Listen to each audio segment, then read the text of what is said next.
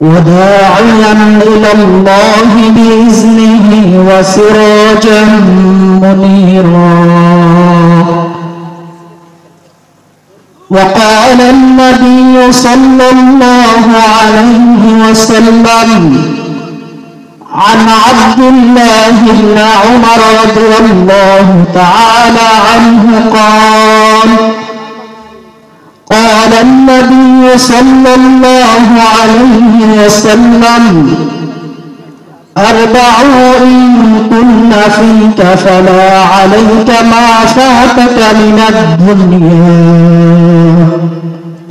حفظ أمانة وصدق حديث وحسن خليقة وعفة في طعمة، أو كما قال رسول الله صلى الله عليه وسلم: آمنت بالله صدق الله مولانا العظيم وبلغنا رسوله النبي الكريم ونحن على ذلك لمن الشاهدين والشاكرين والعاقبة للمؤمنين والمتقين والمجاهدين والحمد لله رب العالمين.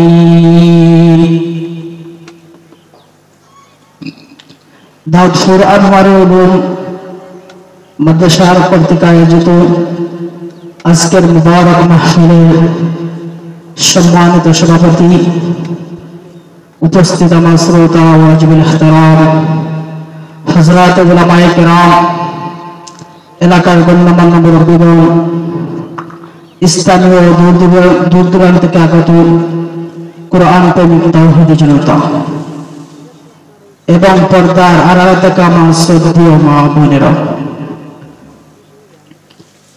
আমি আল্লাহ ইজ্জতের দরবারে লাখ কোটি শুকরিয়া আদায় করি যে আল্লাহ দয়া করে, মায়া করে, ইহসান করে দিনে মাহফিলে আসার এবং বসার কিছু কথা বলার সুযোগ করে দিয়েছেন।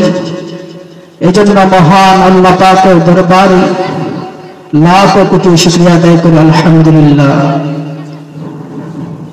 মুহতারাম হাজিরিন, আমি আপনাদের সম্মুখে সূরা আহজাবের 45 নম্বর আয়াত পেশ করছি।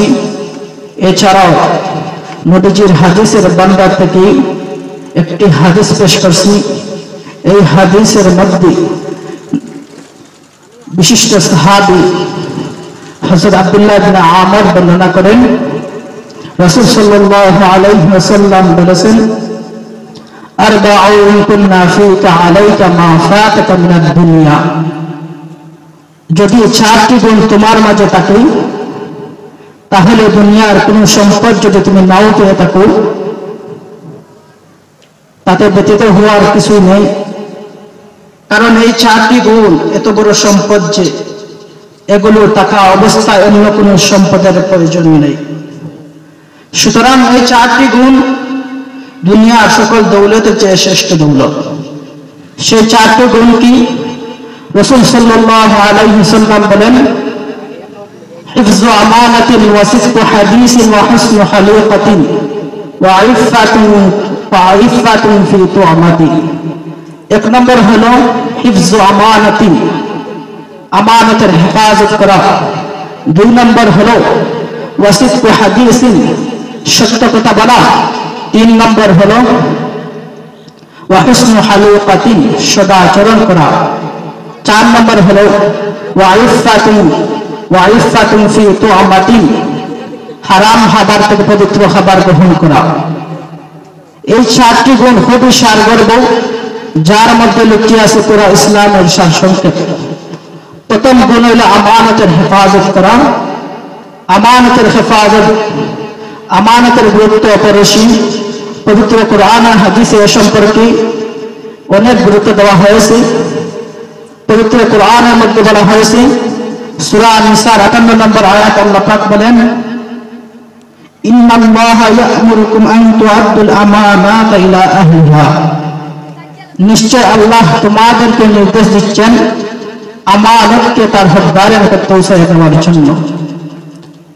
হাদিস শরীফে এসেছে রাসূল সাল্লাল্লাহু আলাইহি ওয়াসাল্লাম আমানতের খিয়ানতকারীকে মুনাফিক বলে আখ্যায়িত করেছেন। তিনটি বিষয় যার মাঝে থাকবে সে পরিপূর্ণ মুনাফিক।